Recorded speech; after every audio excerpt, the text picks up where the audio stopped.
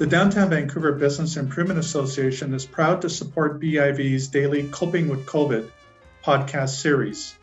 And now that there is a plan to safely restart BC, we hope you'll join us in supporting your favorite local businesses. From restaurants to retail, our downtown businesses need us now more than ever. Thanks, everyone, and stay safe. Hi, I'm Tyler Orton, and before we get to today's interview, here are some of the top stories we're following at business in Vancouver. BC businesses began reopening today as Phase 2 of the province's economic restart program officially kicked off.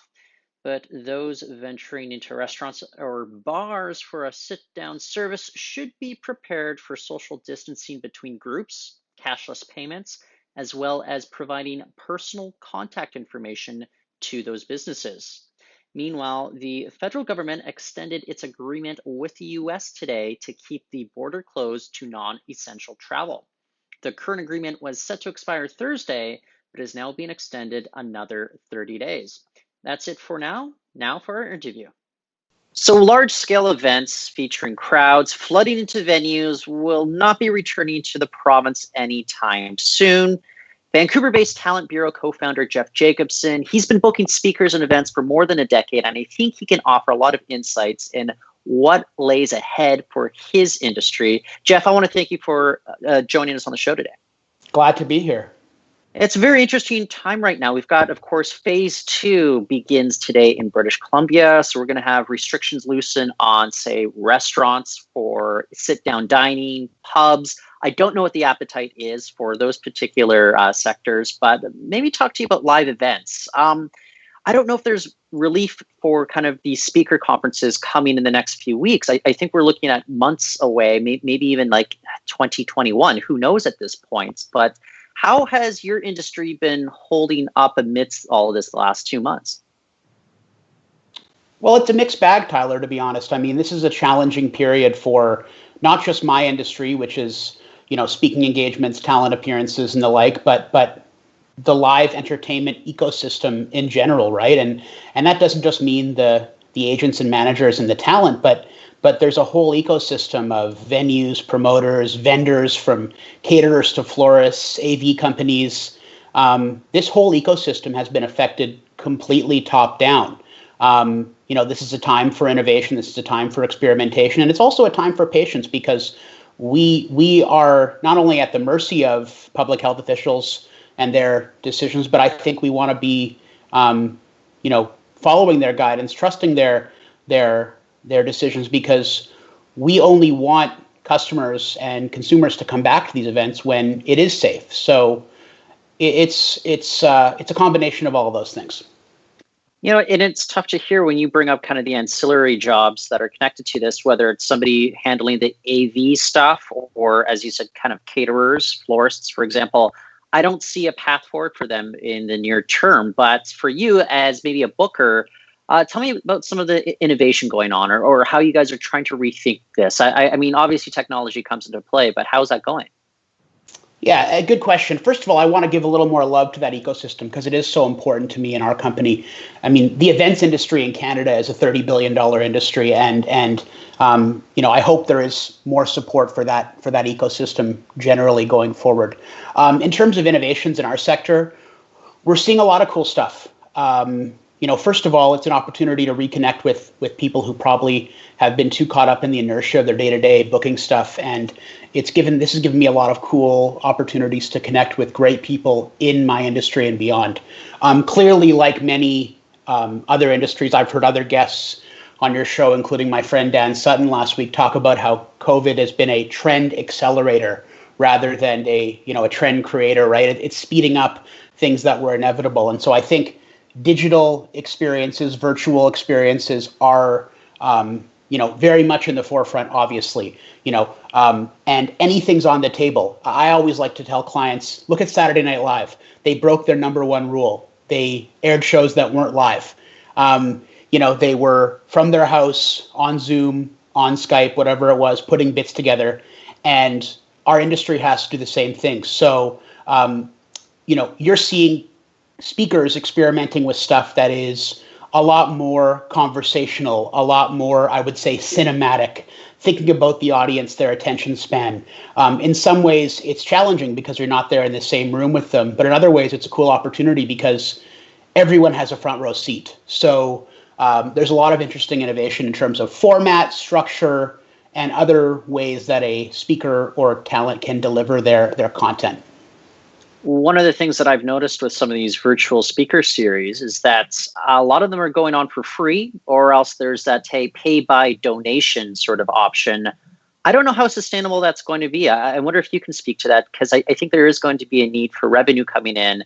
Of course, with the understanding that the economy is going at a pace that's much slower than we're used to. Yeah, I mean, it's clearly not sustainable. I think that a lot of groups and organizations are out there putting out free content and free virtual events as a way to engage and support their communities during this time. And I'm totally with that. But eventually there's going to have to be a point in time where you put your hand out. And in my case, when we're trying to still encourage organizations to spend, a sizable investment on bringing a speaker in or an outside talent, we're now competing against free in a way that we weren't before. If you were booking somebody to speak at a convention at the Vancouver Convention Center, there wasn't a free speaker in the next room being there willing to do what they were doing. So it's changed that paradigm for us. But I think in any business, you get what you pay for, with complete respect to the series that are offering free content to support people right now. It's tough to deal with hypotheticals right now, but I'm always interested. What do you think is going to have to happen first for speakers to start coming back to Vancouver? I think we're very much dependent on what health officials say, but do you have any timeline, or at least a hopeful timeline in mind? So Ezekiel Emanuel, who's a very senior health academic and health official in the United States, who also happens to be the brother of Ari Emanuel, who's probably the most powerful talent agent in the world, owns Endeavor, was in the New York Times recently and said that he thinks fall 2021 is when he suspects that live events and live concerts are going to start happening again with full crowds. To me, that would be a challenging scenario for my business and my industry. But on the other hand, again, we want people coming back to these rooms when it's safe. I think there will be some type of innovation, a known unknown that will speed that timeline up. Whether that is a way for people to actually safely gather from a distance in spaces, so there's an actual, physical innovation or a therapeutic or vaccine. But that's what we're at the mercy of. I mean, again, I don't know if you've heard other guests discuss this, but COVID years are like dog years. So how I feel about things now versus a month from now, a month in COVID years is a long time. So I think the most important thing is that we all gather again when it's safe, and fall 2021 is sort of the working expectation against people in my industry who aren't in denial, but could be sooner. I don't really know. And that's tough to hear because it's like 18 months from now. So you just wonder, how to just keep the roof over your head in the meantime. The other thing that I am curious about, though, is what happens if you have other jurisdictions across North America, maybe with laxer rules. Other states might want to just open up before it's necessarily safe. Do you think speakers are going to be drawn into those, or? Mm-hmm. I don't know. It might just depend on who the individual speaker is. Yeah, so I would answer your second question first to say, yes, I do think that some speakers are going to want to obviously get to work sooner than that, especially those who make their livelihood from it. And conversely, a lot of other participants in that aforementioned ecosystem will too. So yes, there will be, those who try and make it work before. I read that there's a professional bull riding event taking place in early July that is going to be selling tickets. I think 35% of the arena is going to be full. There's going to be gaps between the ticket holders. There was a concert yesterday, I believe, in Arkansas where I think the room was at 20% capacity. So, definitely there are people that are going to be trying it. I'd prefer that myself and my clients aren't the guinea pigs, but obviously we'll be following it closely. In terms of your first question, just want to quickly touch on that. I think that, again, speaking to that innovation, right? Like it is not just booking people to speak on stage at a conference that my company and others do. We're about connecting talent with organizations for all sorts of reasons, being educational and others, right? And there are so many ways one can deliver that content through online courses, through webinars, through again, a whole host of opportunities. Podcasts, you're seeing branded podcasts pop up, right? So my focus remains the same: connecting talent with companies that want to use them to enhance their goals or educate their staff or audience. And while we don't have packed rooms in convention centers to do that, I think the opportunity still remains great to make some cool stuff happen. So what kinds of speakers, what kinds of industries are they in that are at least reaching out or showing interest in getting something going, whether it's virtual or maybe much further down the road, live in person? So our company works with organizations across the gamut, so many different industries. And because of that, we have had a chance to almost get a firsthand look at who's really feeling the pain and who's still kind of showing more signs of life. And the groups that are still reaching out with budgets to book stuff, wouldn't be a big surprise. It's the sectors that you're seeing advertised on television, technology, food services / grocery, et cetera. So really, who actually is wanting to spend money on booking premium talent right now is sort of a microcosm for the industries that, seem healthy, right? Expedia is not calling us looking to book talent right now. Fair enough. And maybe I should have asked you this at the top of our conversation, but just to put things into context for our listeners and our viewers, who have been some of the notable names in the past that you've booked? Because I'm just wondering, okay, those are the people that would be willing to do an in-person thing back in the day, and we just don't know what their position is going to be at this point. Yeah, so we have a lot of great exclusive clients we represent. I manage Paul Bissonnette, who's better known to hockey fans as Biz Nasty, who's one of the most exciting and influential personalities in not just hockey, but Canadian sport. But on the speaker side, we've booked all sorts of fascinating folks for clients. Everybody from Jimmy Wales, the founder of Wikipedia, to Anderson Cooper, and kind of everybody in between. I had an opportunity to book Stacey Abrams last year for a conference, who is right now being considered supposedly to be Joe Biden's running mate. So we've had the pleasure of booking all sorts of really cool, interesting, and fascinating people to be part of great events. What kinds of questions are you fielding from potential speakers right now?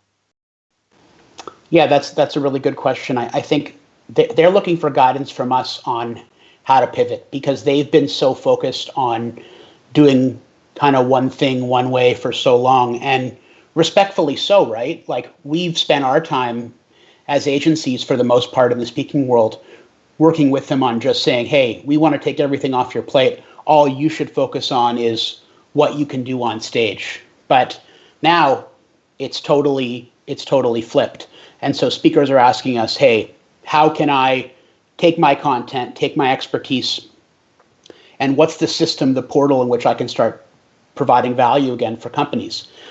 And so I've also found that a filmed keynote, like a 45-minute filmed keynote, is not something that organizations are willing to pay premium dollars for, because there are so many filmed keynotes online. You can go to TED.com and watch literally thousands of them. So the experience has to be, as I said earlier, a lot more cinematic, a lot more interactive, a lot more customized. And the truth is, speakers are going to have to do more work for less money right now to help get this industry on its feet, because the good old days are just that right now. So I think that speakers want to know how they can prepare themselves for the new normal or the new abnormal of virtual or digital experiences. So it's an interesting thing that you brought up. If filmed keynotes aren't just going to move the needle at this point, what does maybe a speaker sort of event have to look like? Is like a webcam situation like we're doing right now, is that going to suffice? Are we thinking about, I don't know, more intricate sort of camera work and lighting? What's your takeaway? I think production quality is a huge, benefit and contributing factor. So a lot of people are simply just getting like a ring light off Amazon. That will just enhance lighting, a decent amount. But I think more than that, there has to be some combination of interactivity, right? I've heard of situations where speakers will actually almost assign a filmed keynote of themselves to a group in advance of the conference date, where the group is expected to watch it, and then the speaker will join the group for a live Q&A, reflecting on the keynote. So again, there has to be interactivity. Through Zoom and other platforms, there are ways you can do some cool stuff. You can ask the audience who's watching to participate in a poll. You can do things that you couldn't do before. If you're delivering a shorter, talk, you can add music to it. You can add more interesting cuts to it. You can use historical footage when you're referencing a story. Again, I almost like to say, think of it more like a movie trailer you have to put together for an audience, right? So there's a whole host of innovations that people are toying with, and it's going to be very interesting to see what actually, stays permanently, even when in-person events really return, because there will be a lot that does. Yeah, and I think we need to follow up on that as, I guess, a clear picture emerges of what industry is going to look like. So maybe in the coming weeks and coming months, let's get in touch once again. But for now, Jeff, I want to thank you for joining us on the show. Thank you. So happy to be here, and enjoy the rest of the day. That is Jeff Jacobson. He is a co-founder of Talent Bureau, and that is it for the show today. We'll be back Wednesday, though, so keep tuning in to BIV.com.